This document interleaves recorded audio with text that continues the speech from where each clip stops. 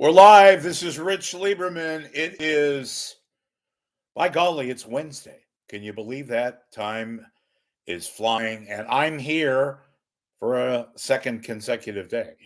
And look, I'm not 100%. Again, you don't care about me, but I care about me. Of course I do. Of course I don't, too. Um, anyway, I'm here. I had to think about that for a second because I don't know what's going on here. Again, do not get this, whatever it is. And I'm not even talking about COVID or whatever else is out there. But folks, there's something going on. And I'm not a conspiracy guy, so I'm not going there. But there's a lot of crap out there with this weather. It's cold, then it's hot, then it's warm, then it's freezing. That's got a lot to do with it all. But doctor just told me drink a lot of water, wash your hands, and roll the dice because it's pretty much that's the situation. All right, got a lot to get to. Mostly dealing with 900 Front, which of course is the Embarcadero location for KRON and KGO Television, ABC7, whatever the hell they call themselves these days, the Mouse House, Disney.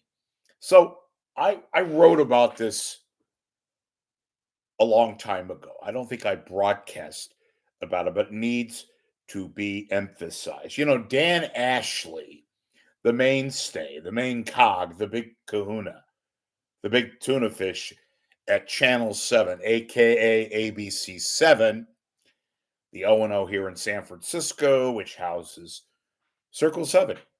And, you know, he's got this reputation, which is stellar. Everybody likes Dan Ashley. Not a iota of dissent on that. And Dan Ashley is he's a good guy, very jovial, puts his hand out, he's got the up, spirit, all that kind of a thing. But this is rock solid proof that you can't judge people by their looks, their smiles, their scowls, what have you.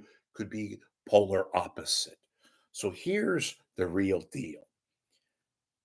Yes, Dan Ashley, very nice guy. Business, non-business, everything else. But don't invite Dan Ashley and Larry Beil to a party unless they are told, they are ordered by ABC Brass to go to some event, maybe a charity event, some business deal, maybe a Disney conference, what have you. Larry Beil, and I've told this story before, but I'm going to tell it again. Larry Beil is out for Larry Beil, but really intensifies itself because Larry doesn't give a shit about diplomacy or protocol. And I'm going to get to the tie-in with Dan Ashley here in a second.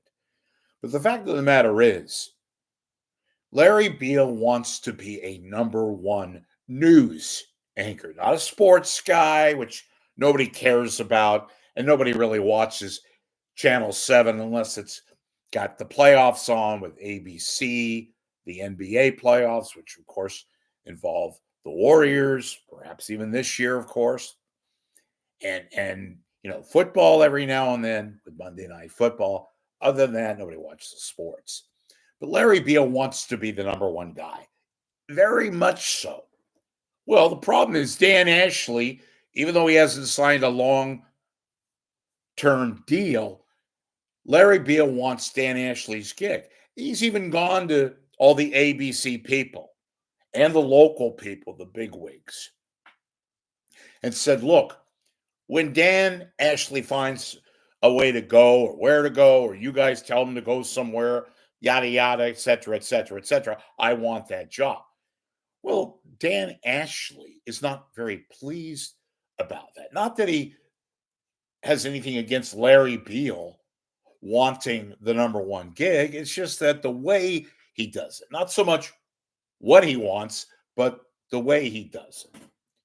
Case in point, Larry Beil, years and years ago, remember when he was at KTVU? doing the sports, came from ESPN, but he ended up at Channel 2. He was the weekend guy, and Mark Ibanez was the number one guy. I may have told this before, but it bears repeating. Larry Beil, not soon after he was at Channel 2, he went into the office of Kevin O'Brien, big wig. Kevin used to program. He was the general manager. That's when Channel 2 had a real general manager, and said, basically, I want to be the number one guy here at KTVU. I don't care who's there now. I want to be number one. You know what Kevin O'Brien said in so many words? He says, well, that's very nice of you to tell me that, Larry, but I already got a number one. That's Mark Ibanez. And Larry was stunned because he thought, by all means, that he was going to get that gig. Anyway, he went behind the back of Mark Ibanez. I know that story 1,000%, even though the max is 100%. So anyway, that's just kind of the sleazy Larry Beil. Well, Larry's obviously been at Channel 7 for years now and wants to be the number one news guy. Never mind the status of Dan Ashley. So Dan Ashley is well aware of that. How do I know that? Because one time there was a story about Dan Ashley and Larry Beil doing a newscast together. Now, these are two white guys. They're never going to pair two males, especially Disney. It's always going to be a woman. It's going to be a minority. That's the world in which we live in. Whatever. That's another side story. But Dan Ashley basically told everybody under the sun there at 900 Front, hey, I don't like Larry Beil. He didn't say it like that, but he meant it. He knows the situation, which is one of the reasons why I think that Dan Ashley is still staying on for the time being at Channel 7, even though he doesn't have a long-term deal, but nobody does these days. So go figure. Speaking of Channel 7, as we shift a little bit, general manager, kind of a putz, a real schmuck, but apparently beloved by a few people over there. Tom Ciborowski. Now, he came from Good Morning America, corporate ABC, to take the GM gig at Channel 7. He's been there now for almost 5 years, no longer. He was escorted out of the building nicely, wasn't fired, but he gave notice to the Disney mouse people, the high-ups, that he was going to work at CBS, which he has. And at Disney, they are like, the military. When you part ways, they make sure that you don't steal any kind of secrets or files. They escort you out of the building, which is what they did with Ciborowski. So now there's a GM vacancy at Channel 7.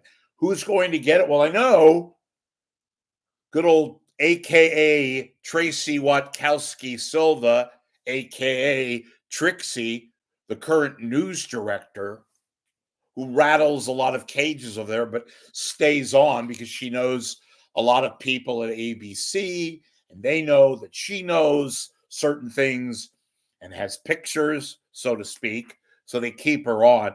But I don't think, and this is echoed by a lot of people, my sources included, at Channel 7, she wants that job. She wants to be the general manager at KGO. Now, while it's not out of the question, why? Because she's a woman, because she's paid a lot of dues over there. But even ABC Mouse House people are not that stupid, and they're not going to give the GM gig to Trixie. It would just talk about a person who is beloved and despised by a whole group of people and not other people. At Channel 7, you got your Trixie. Speaking of KGO, we go further. Dion Lim. Now, I've been saying this for a year now, almost 6 months. She wants out. She knows that she's not, she being Dion Lim.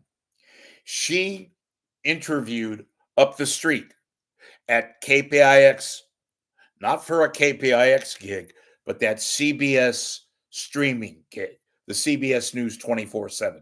Didn't get that. Did very well, auditioned, but didn't ace it. Did very well. Yet, nevertheless, Dion Lim, like Larry Beil, wants to be number one. At the very least, wants to escape the weekend over there at the Wilderness, wants to work a Monday, Friday gig. She thought she had something going, momentum. I also thought she had something going because people were telling me, they were telling her, bear with us, be patient, Dion. We're going to give you a gig. Just stay with us for a while. Well, the chickens have come home now to roost. I knew I was going to screw that up.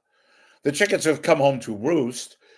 She's got a contract that was extended to April 7th, 2025. Well, obviously it's 2025.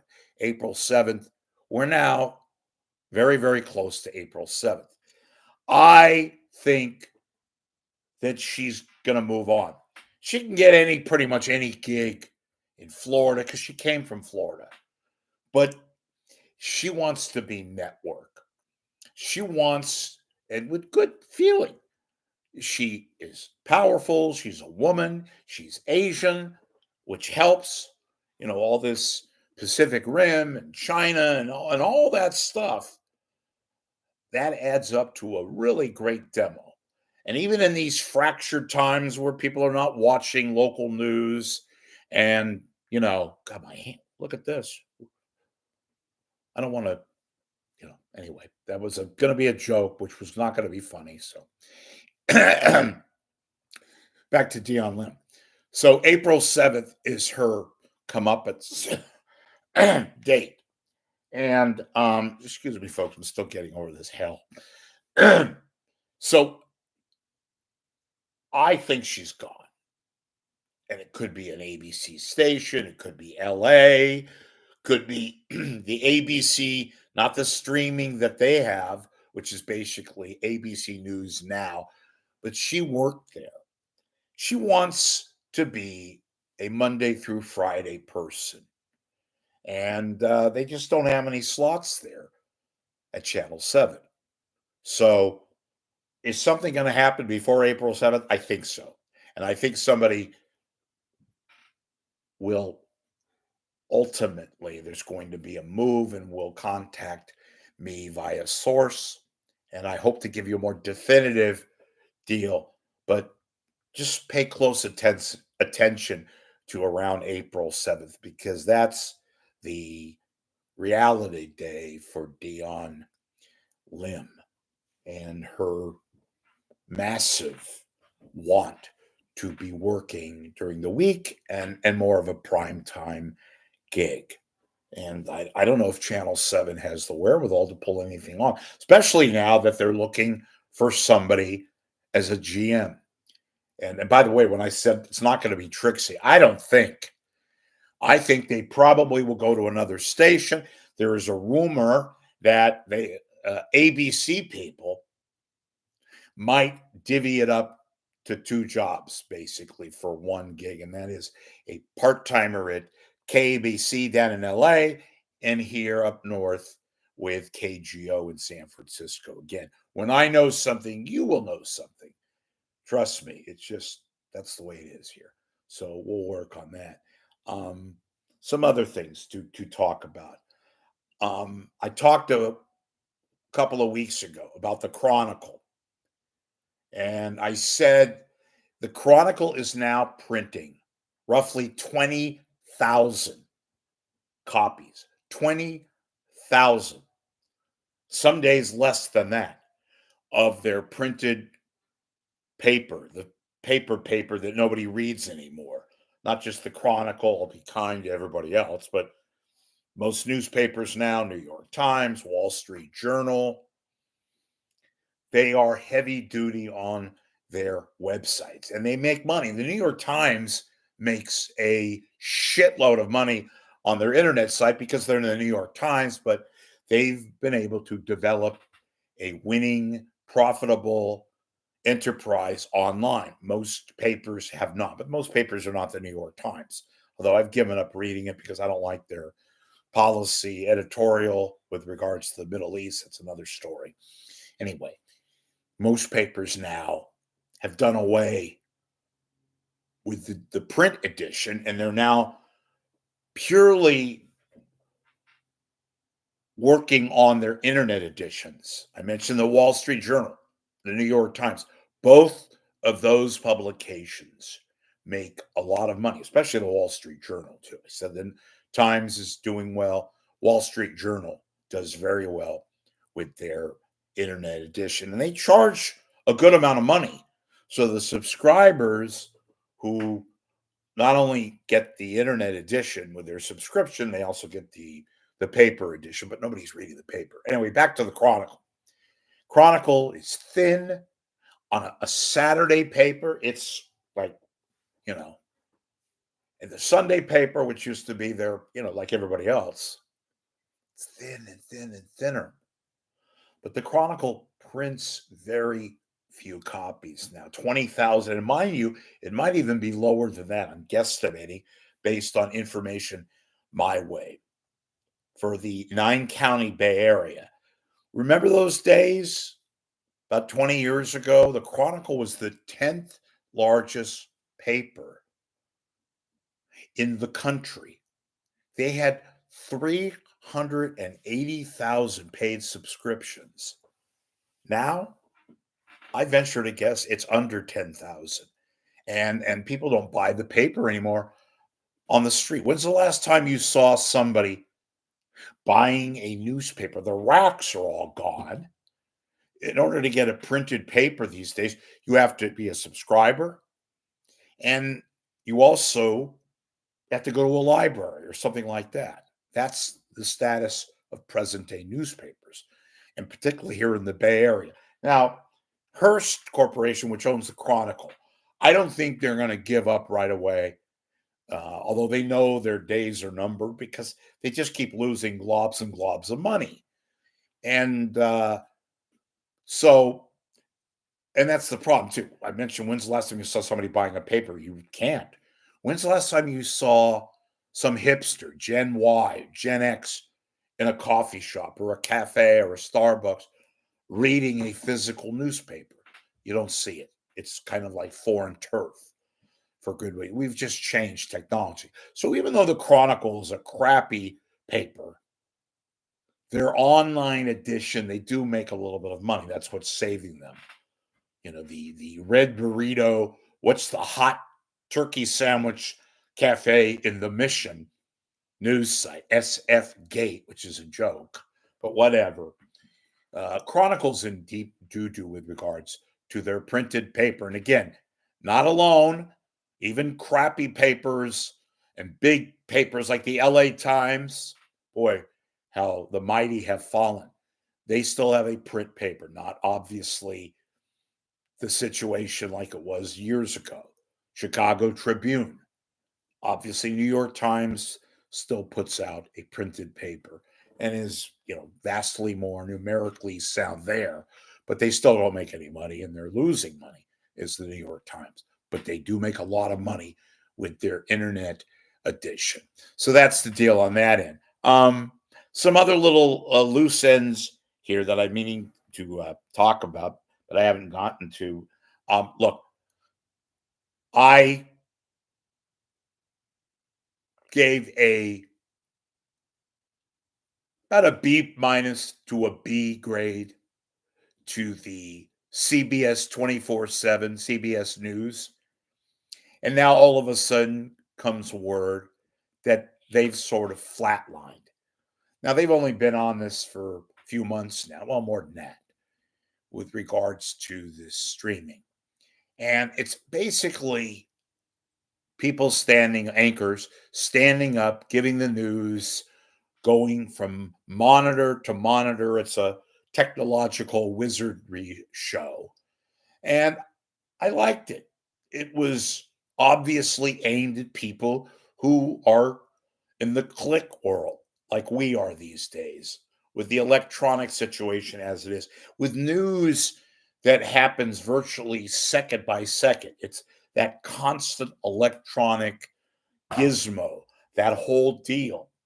And CBS threw a lot of money to house a 24/7 news site where you could get news live morning, afternoon, evening, wherever you were. And it was headquartered right here in San Francisco at the KPIX building up on Broadway and Battery. And brought a lot of exciting anchors in, most of whom you don't know because they came from other markets. The woman from Chicago, she's been terrific. Um, you had Ed O'Keefe, you have people like that. Some locally, Nora McDonald, that would have been cute. Um, Juliette Goodrich is now working the 24/7 news, but it's kind of lost its luster. The video monitors and the video pics. Look, I have always had a theory, that I think is apt to. If you come off as too robotic and too gizmo-y, then eventually I could be wrong on this. It's not even a matter of opinion; it's fact or no fact. But to me, you can do all of that. But you gotta be interesting. You gotta have people that have some degree of passion, some element of personality. I'm not knocking CBS at all. Go back and look at some of my videos with regards to my critiques. But it sort of loses its luster when you keep doing it. And I said that I'm going to contradict myself a little bit. I gave Channel 5 some credit, even while at the same time I've been basically hitting them with particular intensity on Hagen, the weather guy, Zoe Mintz, uh, Jessica Birch, both weather anchors in the morning, and people like Ryan Yamamoto, who they put on at 6 and 5. Now switched him over to the new news, but he does other fill-ins and all that. It's, in my book, way too mechanical. And you can slow down a little bit. I realize the world in which we live, yes, electronic, yes, gizardry and Star Wars and all the video banks and all that. It's good. It's good television. But people ultimately want to see a person who is giving the news, whether it's the news, sports, the weather, that kind of stuff. I think still, the few people that still watch news, local news, they want some element of personality with a local flavor. That's why I think Juliette Goodrich does so well. And still people watch her. She has an audience. I thought, and I was almost like, how dare you? If CBS were smart, they would have gone after it. And she said she wasn't interested in the job. Juliette Goodrich replacing Nora O'Donnell on the CBS News network newscast. But they ultimately went with these two guys, half of whom, half the people that never heard of. John Dickerson, he's not anybody. He's a lightweight. Juliette Goodrich would have made a great choice. They would have had to pump her up a little bit, advertise, promote, yada, yada. She now is a Nora O'Donnell with a little bit of oomph. She's got local roots. She has a good look. She's smart. That's sexy, both literally and figuratively. And she can project. And she's quite, mid 40s, young enough to still get an audience. But she wasn't interested. She's Bay Area rooted, wanted to stay here, don't want any part of New York to work, at least. But, you throw enough money somebody's way. and you give them a nice buildup, they didn't do it. But they also could say that she wasn't interested. Both are true. I'll let you guys decide on that part. But in any event, CBS is now flailing away with this 24/7. Now they've put enough money into it where they're going to continue to write it out no matter what, at least for the foreseeable future, a year. And then they'll make a decision. They'll probably have to bring in some perhaps more fluid, more flashier personalities types to go along with the video banks and all the electronic wizardry and all that stuff. Finally, page 4. It's my John, what's his name? The guy that goes, Freddie the Beetle Bonds and Jacques Germain. I forgot his name. God, you guys know who I'm talking about. The guy, he's dead now, but he used to talk like this. Say, Nora O'Donnell Ritz, what the hell are you talking about? Let's go over to Pat Buchanan. That guy. My mind's going blank now. I think it's all the antibiotics have taken full effect. Okay, what was I talking about? KRON. So KRON is a heaping mess. They happen to be also in the building which houses, and for years now, for like 40 years, 50 years, or no, 40 years. Get it right. Since 1984, KGO has been at 900 front. They're on the Embarcadero. And so everything people have told me is that, again, they want to fire the GM, which is hard because there's no GM. They want to fire the sales manager and anybody who is associated with the news over there. There's no direction. Nobody knows who's the boss is. They have a news director. He's kind of on hot water right now because somebody's going to be made a scapegoat. Nexstar owns KRON, right, folks? And the feeling amongst industry people and a few people at KRON, Nexstar has not only not helped KRON with the network programming, it's actually hurt KRON because KRON, even though they were the third tier station here with regards to news, they had news, a lot of news. And with the CW being put forth by Nexstar, that's actually hurt KRON because people want to watch news. That's why news has been at the forefront at any television station. And so all that noted, KRON is in doldrums central too. People don't know positions. People have no idea who the boss is. There's no direction. There's people that just are wandering around. And there's, I don't want to say a mutiny. That's kind of harsh. Frankly, not real here, but it's just, and they put on a good, happy front. I'll give them that. KRON does. But a lot of people are retiring.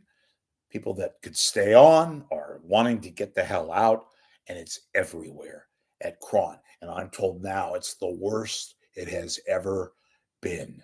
So what will happen?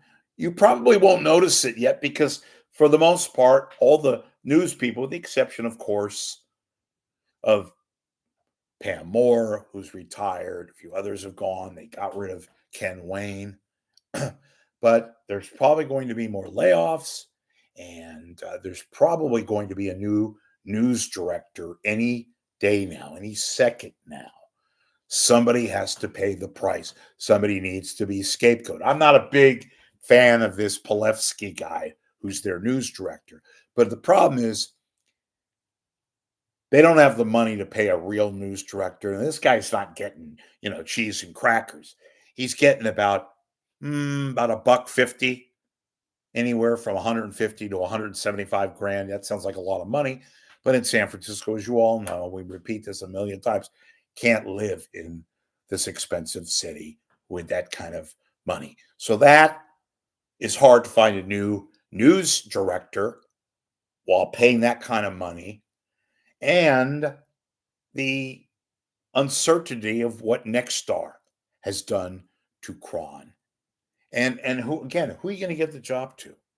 Nobody with any real serious news acumen is going to come to KRON. One last thing, as I said, with Palevsky. Josh Palevsky is the news director. He's got Aaron Pirro. Remember that guy? The schmuck who yelled at everybody and screamed and was a real asshole. Everybody said that. Everybody knew that. And they finally pulled the plug on him because they had to. Morale was almost as bad as it is today. Anyway, this guy worked under Aaron Pirro.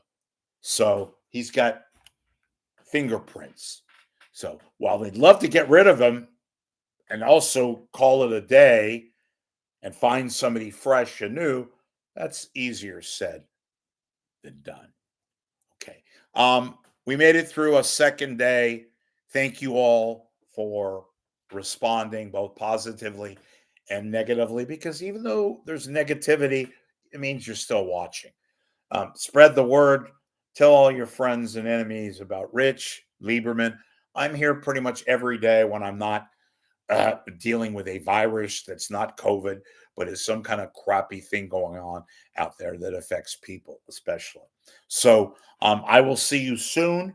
I hope you enjoyed my broadcast. And remember, please, if you can, also contribute to my cause so I can continue to give you all the stuff, the material, the rhyme and reason, sometimes the most,